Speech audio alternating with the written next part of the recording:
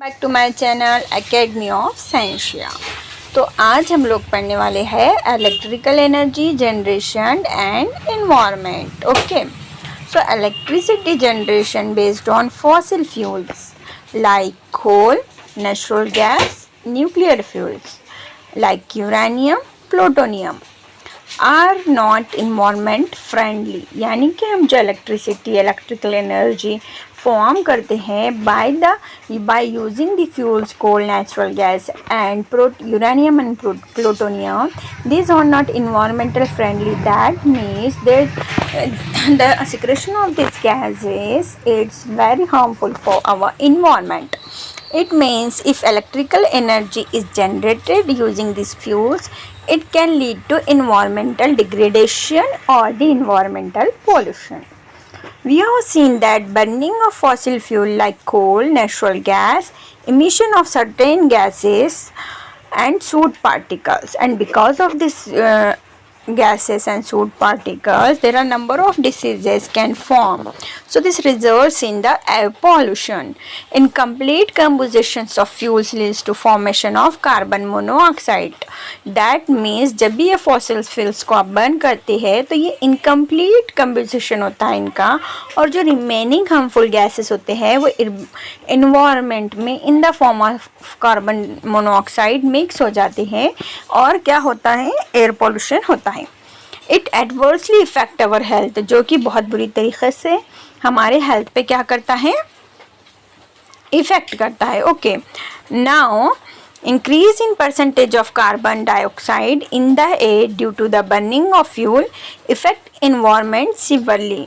तो carbon dioxide और carbon monoxide air के कंटेंट में, ये कंटेंट एयर में बहुत ज़्यादा हाई परसेंटेज में मिक्स होने की वजह से हमारे इन्वायरमेंट को बैड इफ़ेक्ट्स हो सकते हैं, इन्वायरमेंटल पॉल्यूशन होता है। The phenomena of global warming is example of this, और इस वजह से हमारा जो ग्लोबल टेम्परेचर है वो बढ़ रहा है। Nitrogen dioxide generated due to burning of fuels like coal, diesel, petrol. तो ये जो कोल, डीजल, पेट्रोल है, ये जो फ्यूल्स बर्न होते हैं इससे क्या होता है कि नाइट्रोजन डाइऑक्साइड जनरेट होती है and lead problems like acid rain. और हमारे जो रेन होता है वो किस टाइप का हो जाता है, एसिड रेन होता है। So and this rain is not suitable for living organisms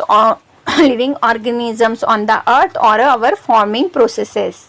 Now soot particle generated due to incomplete burning of fossil fuel and cause the air pollution. तो ये जो बर्निंग है फॉसिल फ्यूल्स का, ये incomplete compositions की वजह से suit particles generate करता है, जो क्या करते हैं, एयर को पोल्यूटेड करते देते हैं। It can lead to problem related to respiratory system like asthma, और जिसकी वजह से रेस्पिरेटरी प्रॉब्लम्स और डिसीजेस फॉर्म होते हैं। It took millions of years for formation of fossil fuels like coal, crude oils, natural gas, LPG, CNG। Reserve this fuels are limited. तो बहुत thousands of years लगते हैं कि ये क्रूड ऑयल और नेचुरल गैसेस को फॉर्म होने के लिए, इसलिए हमें इसका जो यूज़ है वो लिमिटेड करना चाहिए, क्योंकि इनका जो प्रोडक्शन है, साठा है, वो भी क्या है, बहुत ज़्यादा लेस क्वांटिटी में प्रेजेंट है। They are going to deplete in future, और ये बहुत ज़्यादा चांसेस है कि ये सारे गैसेस फ्यूल इन फ्यूचर में डिप्लीट हो जाए, डिस्ट्रॉय हो जाए या फिनिश हो जाए। It is said that with the current speed of their use, the coal reserves in the world would last for another about 200 years. तो जो कोल का साठा रिजर्वेशंस है वो सिर्फ 200 साल तक ही चल पाएगा, इसके बाद जो है सो ये डिप्लीट हो जाएंगे। Natural gas reserve about 200 to 300, और नेचुरल गैस भी सिर्फ 200 से या 300 200 to 300 ईयर्स रह सकती है। Now we have also discussed about the problem if nuclear energy like the dispersal of nuclear waste and possibility of disaster due to accident in the nuclear power plant. कि nuclear भी अगर हम use करें energy, तो उसका जो waste होता है वो क्या करता है कि इन्वायरमेंट को हार्म करता है और डिफरेंट टाइप ऑफ डिजास्टर्स हो सकते हैं। Considering all this point, it can said that the energy generation from fossil fuels and nuclear fuels are not environment friendly or the eco friendly. Okay, now we learn about extra information. towards environment friendly energy, towards green energy, there are the ways of electricity production which avoid above problems. Electricity generation from water reserves, हम क्या कर सकते हैं, water से भी electricity produce कर सकते हैं, सनलाइट से भी प्रोड्यूस कर सकते हैं, वाइंड से भी प्रोड्यूस कर सकते हैं. Biofuels etc are the example of such methods.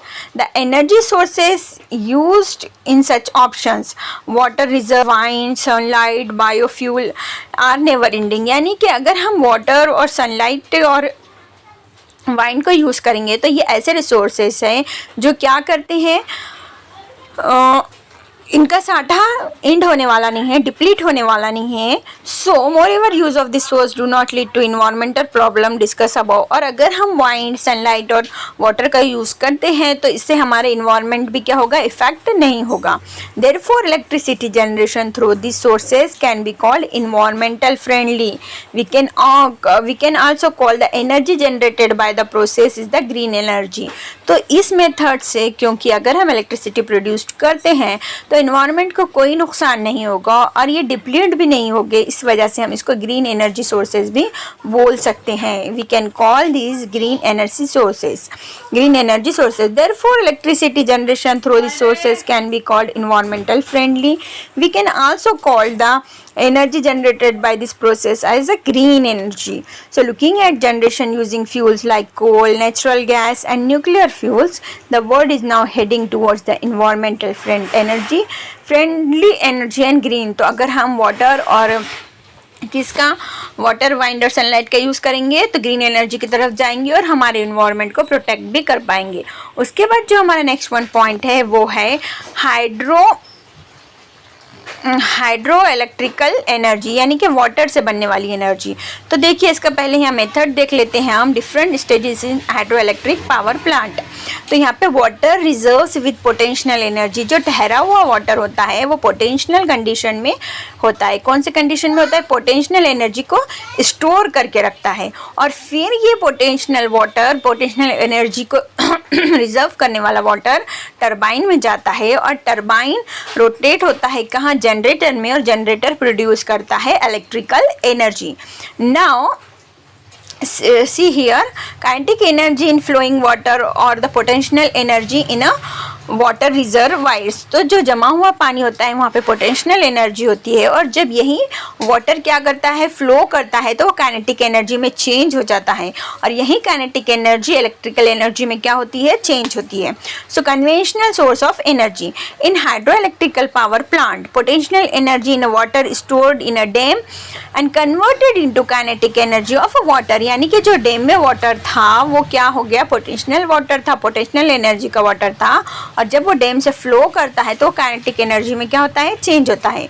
So here the energy, kinetic energy of the flowing water drive the turbine. Kinetic energy क्या करती है, ड्राइव, टरबाइन को ड्राइव करती है, रोटेट करती है.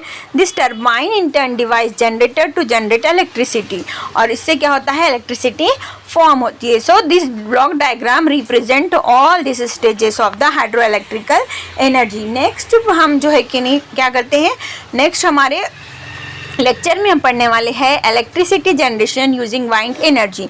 तो जब तक के लिए thank you very much for seeing my channel. Please like, share and subscribe to my channel academy of Scientia. और जब तक के लिए बाय बाय.